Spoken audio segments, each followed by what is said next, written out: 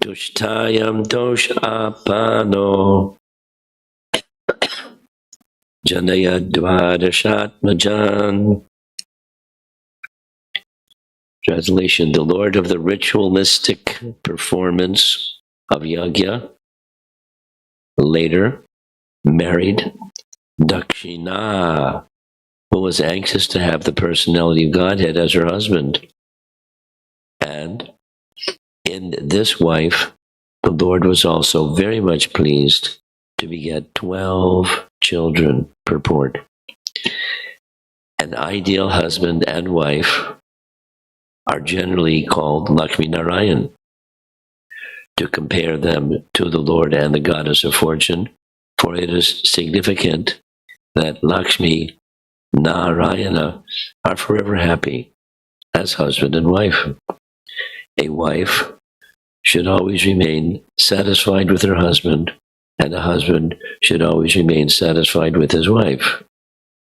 In the Chanakya Shloka, the moral instructions of Chanakya Pandit, it is said that if a husband and wife are always satisfied with one another, then the goddess of fortune automatically comes.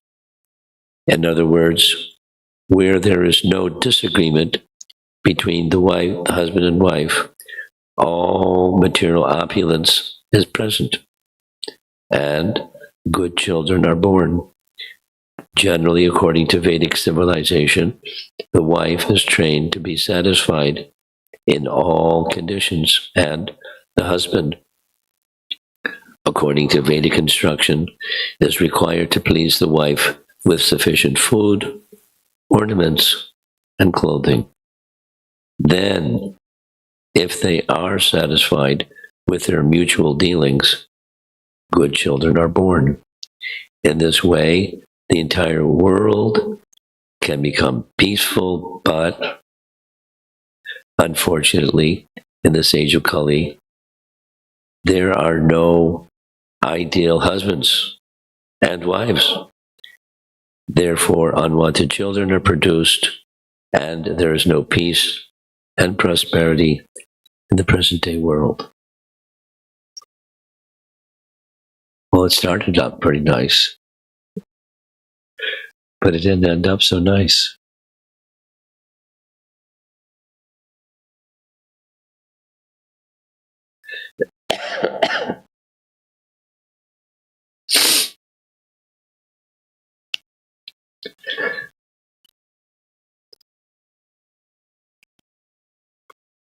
Prabhupada was a sannyasi in his preaching mission, and prior to being a sannyasi, he was a grahastha with children. So he knew the dynamic of married life, and not that his wife was the ideal goddess of fortune. There were differences, and in the course of those differences, there was some conflict.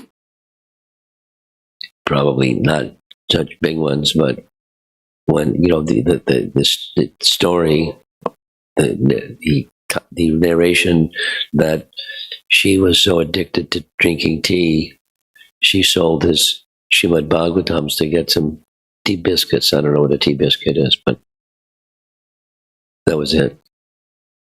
Line in the sand, she crossed it, and your tea habit is more important to you than glorification of the personality of Godhead. That's not just incompatible.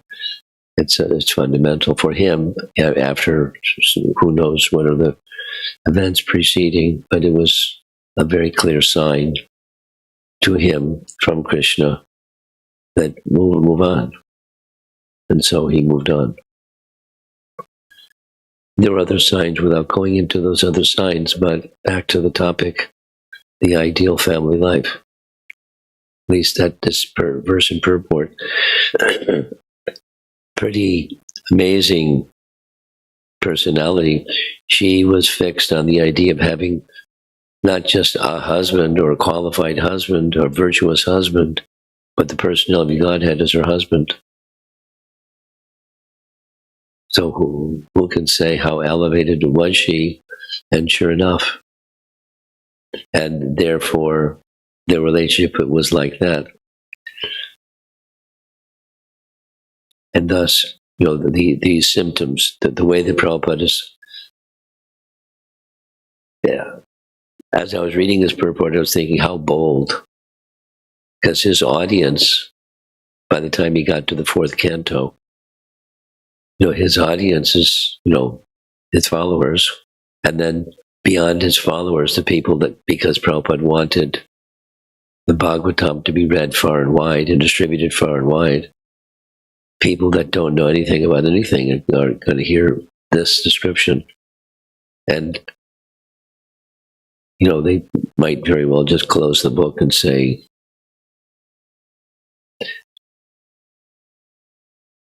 no, on the one hand and on the other hand, on the one hand, he knew his audience and he didn't pressure, but he was also presenting as it is. And one of the interesting remarks is he referred to Chanakya Pandit as an authority, not the authority. But it's not the Bhagavatam, it's Chanakya Pandit. Moral instruction.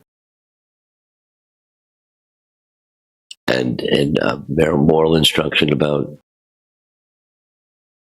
marriage or an ideal marriage. And the ideal marriage is, let's take his language specifically, being satisfied with one another. Wife is satisfied with the husband is satisfied with the wife, and they carry on. It doesn't mean, satisfied doesn't mean no differences. There may be no such thing, but I don't know of any such thing. Differences are there. In the material world, there's differences. A very nice example of this I like. Professor O'Grady was an Irish name, O'Grady. Prabhupada was visiting in Ireland. And Professor O'Grady had studied ISKCON, and he asked Prabhupada a very pointed question: how do you do it?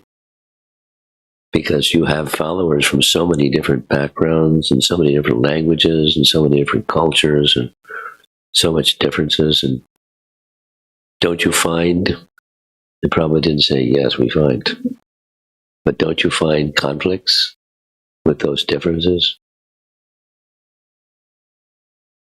No, he wasn't denying, but he didn't confirm either. Very nice example. Prabhupada gestured to a flower vase on the desk and said, just like this flower vase, so many colors, so many fragrances. It's not all white or red or blue. It's all varieties of colors and types of flowers, and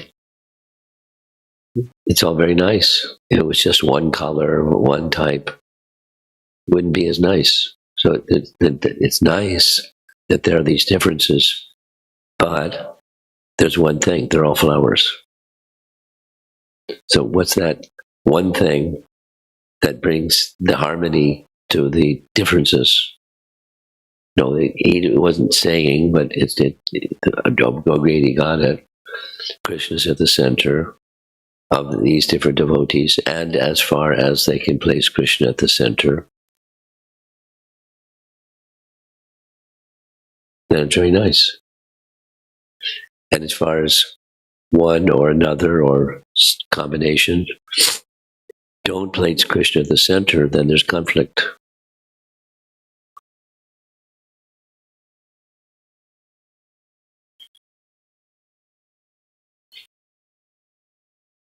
About a week ago, Devamrita Maharaj.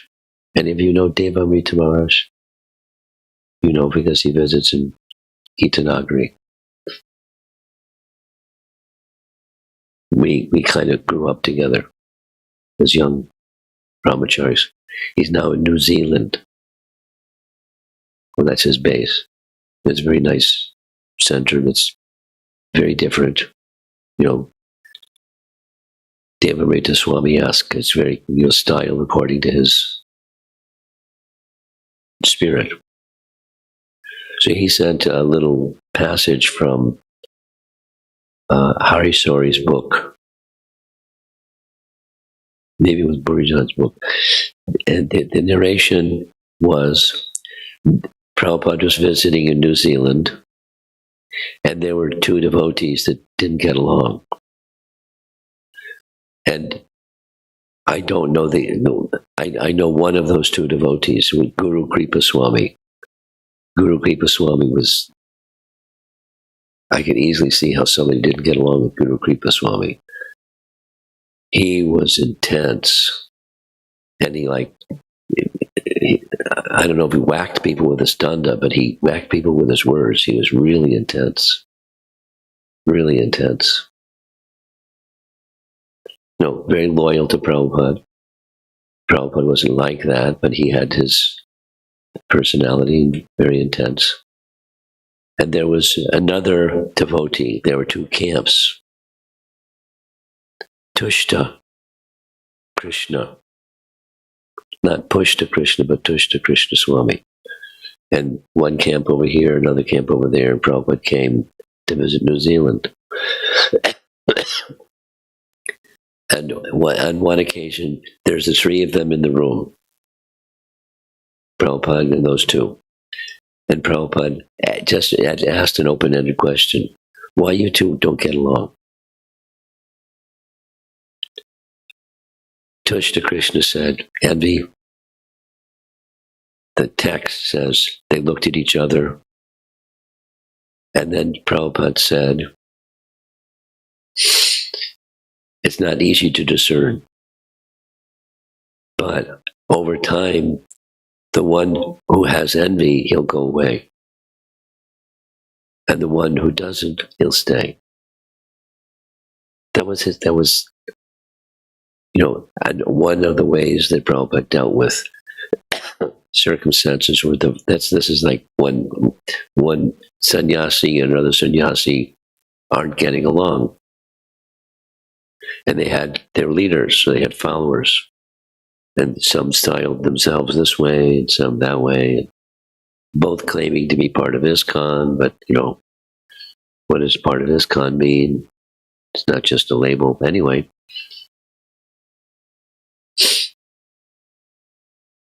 Then there's marriage. That's this topic. And there's marriage where, again, the language, where they're satisfied. Satisfied doesn't mean she's perfect or he's perfect. They're flawless. Doesn't mean that, because who's perfect? There may be perfect persons, and Goddess of Fortune and Lakshmi, Narayana, they're perfect. But otherwise, not perfect, but satisfied. So satisfied, then goes this back to the flower vase. When the center is there, that is, that Krishna should be pleased, or in this case with these two, that Prabhupada should be pleased. And both were positioning themselves that Prabhupada was pleased. And it was anyway, there are further details. Prabhupada gestured and spoke in different circumstances because it was a scene at the time that Guru Kripa was very fastidiously loyal to Prabhupada, and he was with Prabhupada in different circumstances in Vrindavan, and there's Guru Kripa and Yasodhanandana raised enormous amounts of funds to help build the Krishna Balaram temple. They were really into pleasing Prabhupada. And, with kind of macho demeanor. Maybe sometimes you've heard recordings of Prabhupada's lectures when he's in Vrindavan, after Pradumna or somebody recites the Sanskrit, the first voice you hear, Guru Kripa. He's like, that's his personality. Before the last person ended, he's reciting the verse. Anyway, that's okay. Prabhupada understood who he is, and he loved Prabhupada very much, and Prabhupada loved him very much. It's not to say Prabhupada didn't love. So when Prabhupada showed affection for Tushta, the devotees were like, "Wait a minute, he's deviated. He's gone away." But Prabhupada wouldn't treat him that way. He treated him with dignity and respect, knowing that it wasn't going to last because of envy. And the envy, one can say, it was envy of one another, but it was also envy of Prabhupada. Because how can there be envy of one another if there's an envy of Prabhupada? So, I want his position kind of envy. That having that color in one's demeanor. So back to the topic of marriage.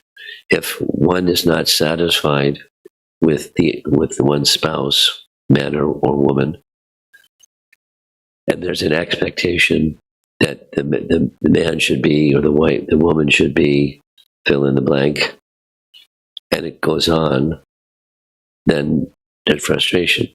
It's not satisfied. And that over time it can be dangerous. It can get violent.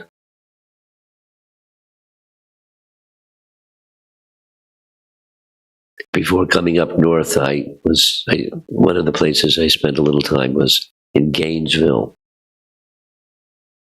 University of Florida, Gainesville, with Brahmatirtha. And Brahmatirtha is married, happily married, and his wife is named Bhakti Dasi. And to maintain themselves, one of the things that Bhakti Dasi does is she does counseling. And that particular day, when I was visiting, she wasn't there, Brahmatirtha said, because she was counseling a marriage that was falling apart. So I asked him, does it get violent? He said, yes. Sometimes when they have these sessions, they have to have police with guns. Because, she gets triggered, he gets triggered, and it gets violent. And then you can get out of control. That's not why they got married. We want to have that kind of relationship with one another. That's not where it started. But for whatever the reason, who knows what's behind this reason, that reason, but it can be violent. So now what's the satisfied?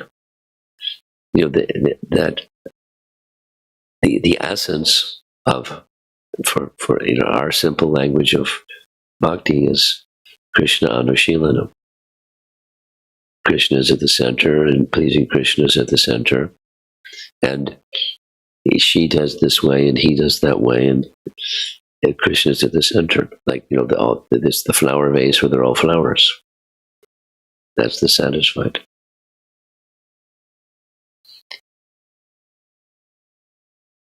And then, without going into the marriage counseling topic, there's ways that he or she can communicate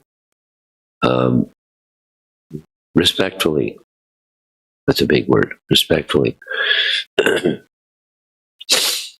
Why did you do like this, or why did you speak like that? And can you think of another way to say besides blah, blah, blah? Respectfully. And when investments are made in a relationship respectfully, then it remains satisfied, even if it doesn't change. Because respect is a fundamental ingredient. I'm going to end with this, because my voice can't take too much. Very soon, we'll be having our Vaishnava etiquette seminar. And you may remember last year, Radha Krishna was co-speaker. Yes?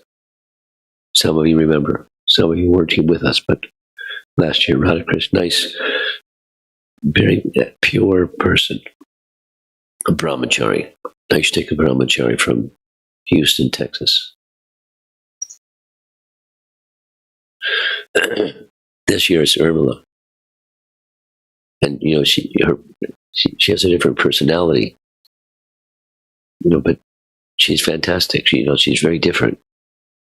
Don't expect her to be like Radha Krishna. You know, she's very strong, spoken and acting, and so she has her topic and I have mine. My topic is respect. Remember what the topic was last year? Respect. 4 classes on respect. Guess what? 4 classes on respect. Because it's so fundamental. Would say it the other way. Without respect, how can you have a relationship? Here is that the language is being satisfied. But how can you be satisfied if you don't? Because there's going to be difference if you don't have respect. If you have respect, then what does that look like? What is it? And what does it do to forming a proper kind, respectful kind of relationship? What is it? So that's what we're going to be discussing. 4 parts.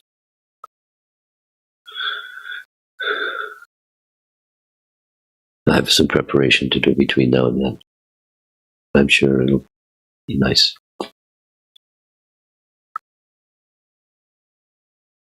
Any comments or questions? No, you know, I should have apologized at the very beginning. My voice is raspy and maybe not so easy to hear and understand everything because of, you know, the body's going to go away and the cold will go away and the whole material experience is going to not last forever.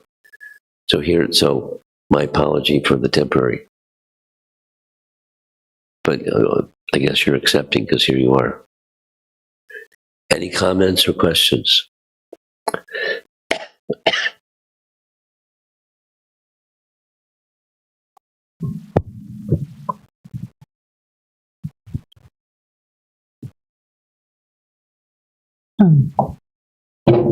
Just very touched, Guru Maharaj, by your embodiment of this mood of service in spite of your health. And I'm almost hesitant to offer something because I don't want to tax your voice further. That's okay. A couple of things coming to mind. One,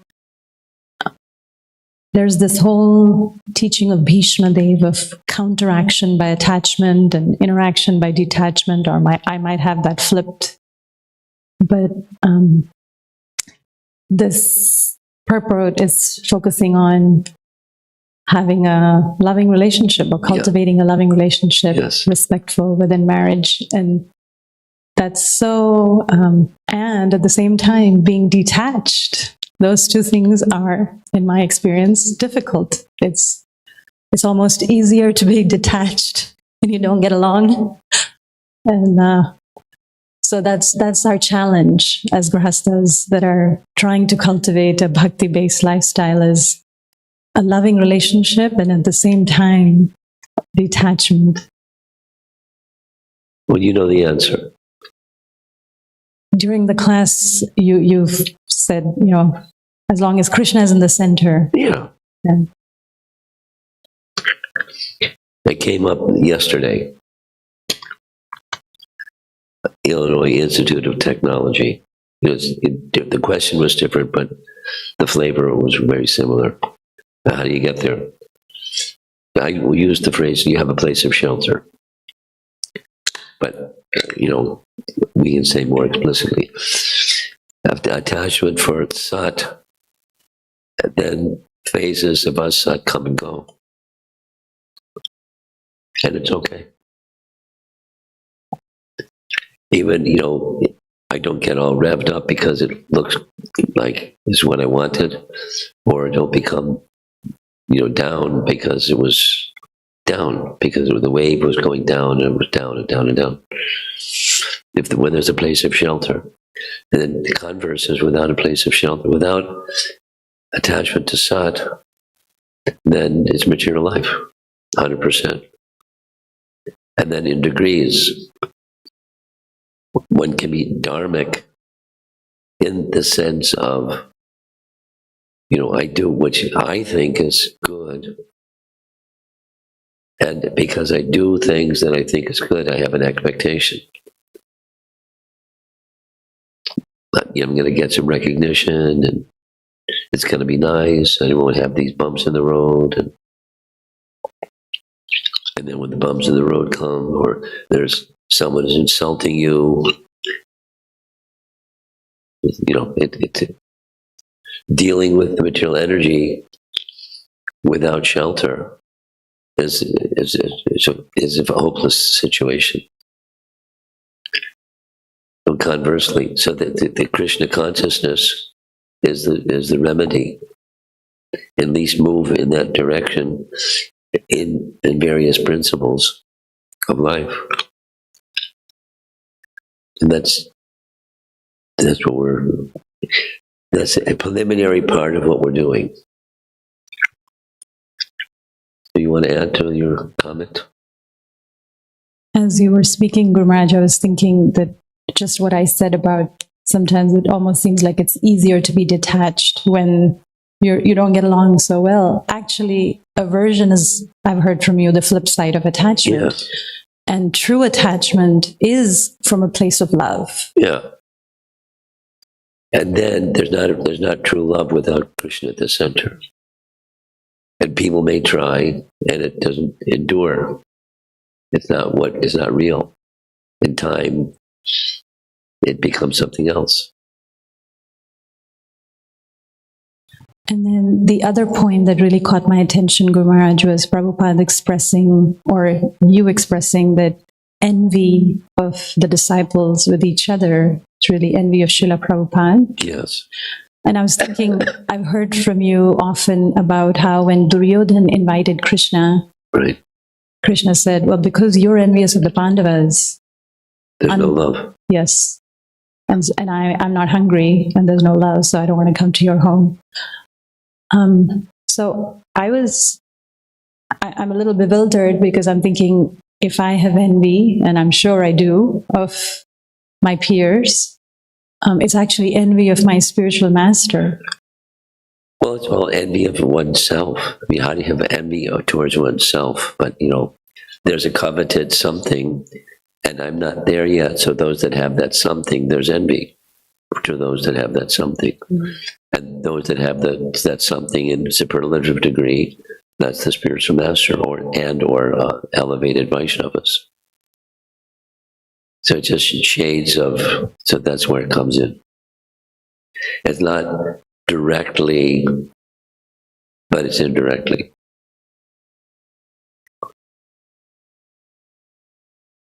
Because, the flip, one who doesn't have that experience, like envy is the flip side of it, of attachment. The other way around. Being not envious is when one has spiritual attachment, and then anything is okay. Not smooth, but it's okay. That means by spiritual influence, something that's not okay can become okay by spiritual influence. Something that's down can be lifted by spiritual influence.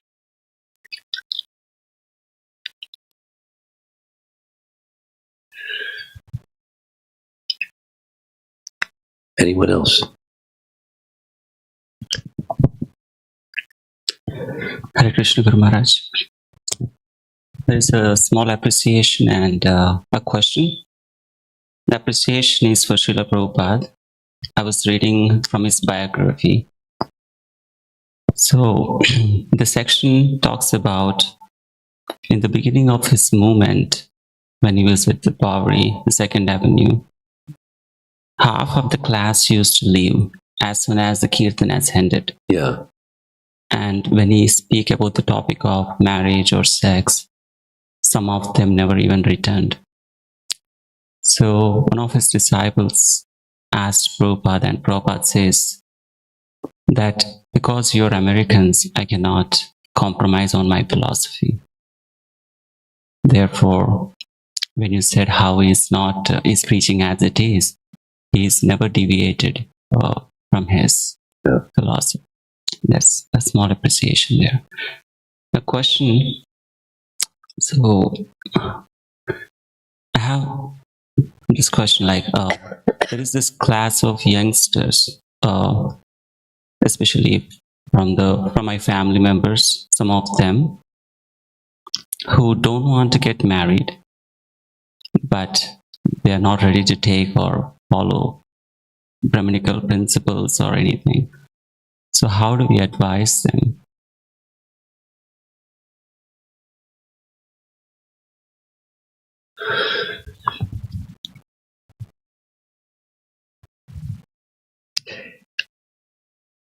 It's pretty hard. Two things.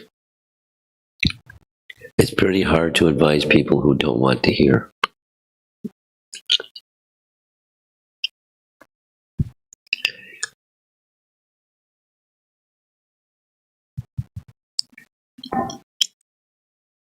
Second, ask a lot of questions. Questions that help them accept what you want them to hear.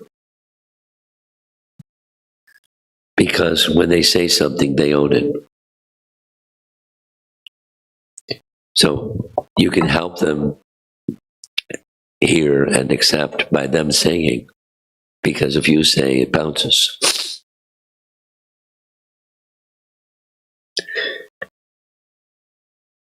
It's not a guarantee.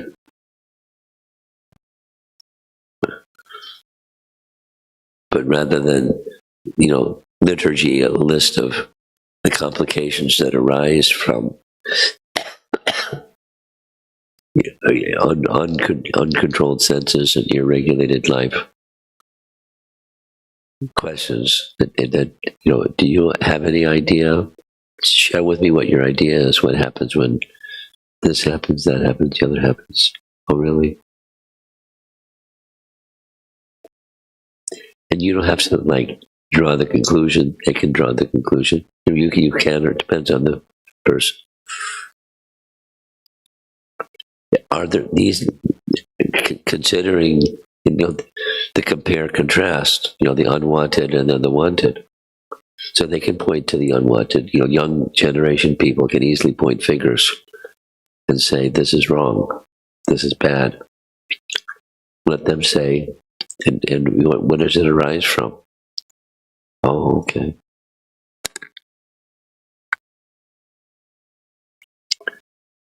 And then, so what have you understood from that example, from those 10 examples?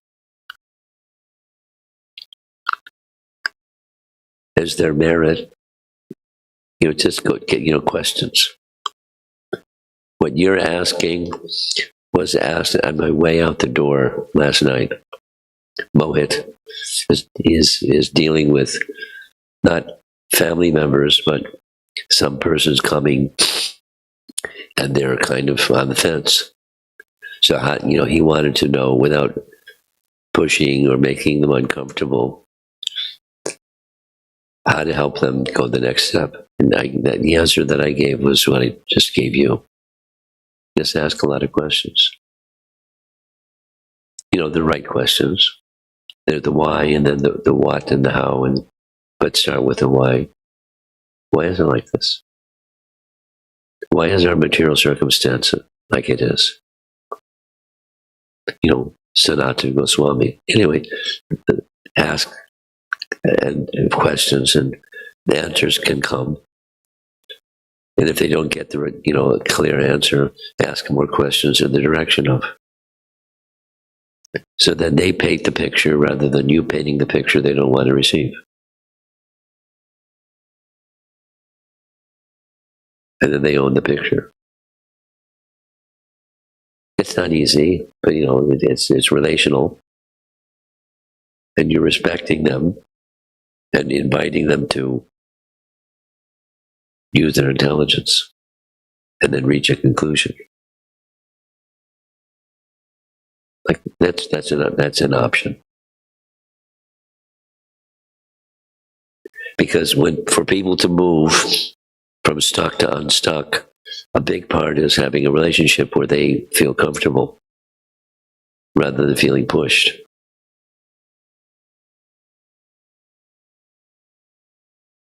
So when you're respecting them and their intelligence, and it's a step in the direction of a relationship that can grow and develop. And already it's clear, because you're a practicing Hare Krishna guy, that your position is not the same as theirs. So you're up here, there, but you don't take that posture. Okay, try it. Someone else, yes.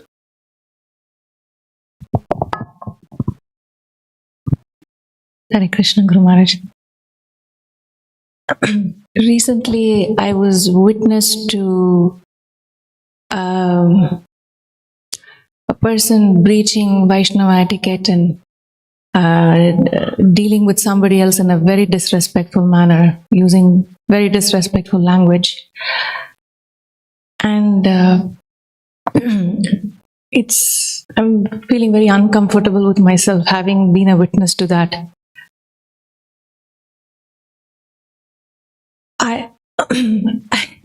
Many thoughts are coming to my mind, but I think one thing that I want to know is what are my responsibilities, and how do I make peace with myself, within myself? Well, we're individuals, but an option for you is an option that I exercise sometimes, and that is you draw some lines.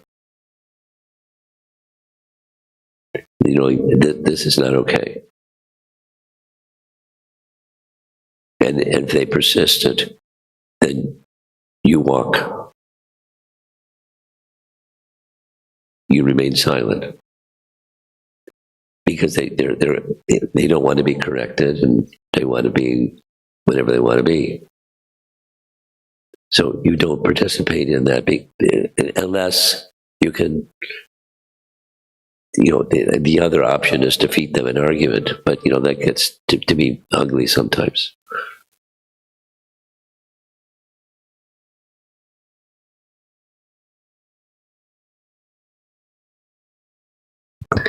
A scriptural example that I like, you've heard me say it before, when Lakshmana is lamenting about Bharata. Here we are, we're off in the forest, we have each other's association. And Bharata, poor Bharata, for 11 years, he's been alone, he has your shoes, he's feeling, because of me, my mother did what she did, and, feeling very guilty about his circumstance, but no association. And then Lakshman started speaking badly about Kaikeyi. And Ramachandra cut him off. You can speak about Bharata as much as you like, but don't speak badly about Kaikeyi. So that's drawing the line. And Lakshmana understood, and he didn't continue. But that's Lakshmana and Ram. So you don't have to be Ram, but you can be principled and say there are some things that the conventional languages I'm uncomfortable. You could be more explicit.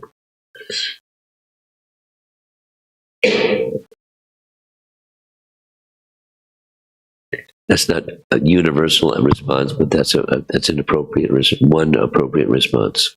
You draw the line. When they start going that direction, what to speak of it does it again and again. You draw the line. This is not okay. And what if need be, this is where it's not okay. We'll put a point on where it's not okay.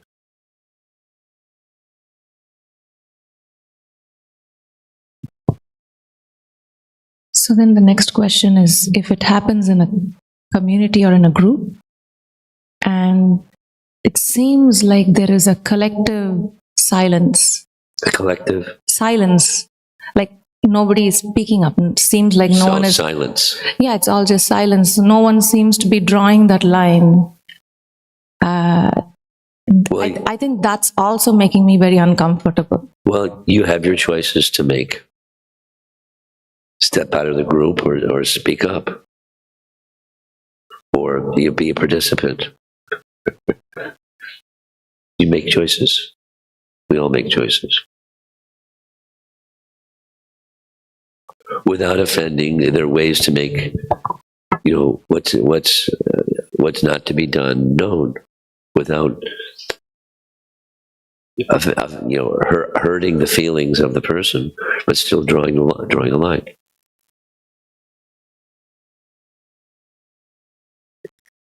At the right point, not necessarily in the moment. That can be useful, but aside from the moment, there's something I'd like to bring a point up in our reading group or discussion group or whatever. There's a principle that we'll all be harmed if we participate in silently or otherwise. And to me, it may bring ill feeling towards me, but I'd rather that ill feeling towards me be brought than we just continue to be silent. And so then, with respect, you say what's not to be done with references, and do your homework so you have references. And it's not finger pointing; it's just a principle. Be careful. Even the person who's hearing may feel your finger pointing. But so be careful that in your presentation, the preamble as well as the examples, it's not finger pointing; it's principle. There's consequences.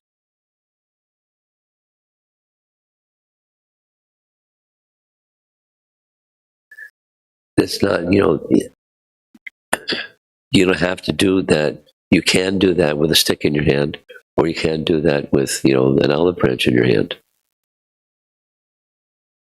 Because it's a Vaishnava principle. So beware of your own shortcomings when it comes to extending some recommendation to others. This is same with your family members, your children. You may have to put your foot down sometimes, because we all need training, and in the world in which we live some corrections are needed. So in a group that you're associating with, and supposing the group turns on you and says something, then you have other decisions to make. Like, I think I'm going to exit this group. Or something. I have to try another door besides that one. Because I like the group. Don't make politics and get more voices saying what your voice is, and then it becomes party spirits. Just principle. It's just, a social behavior.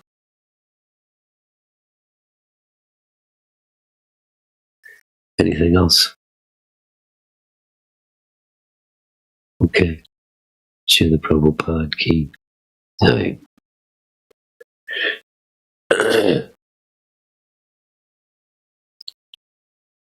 Ramuji.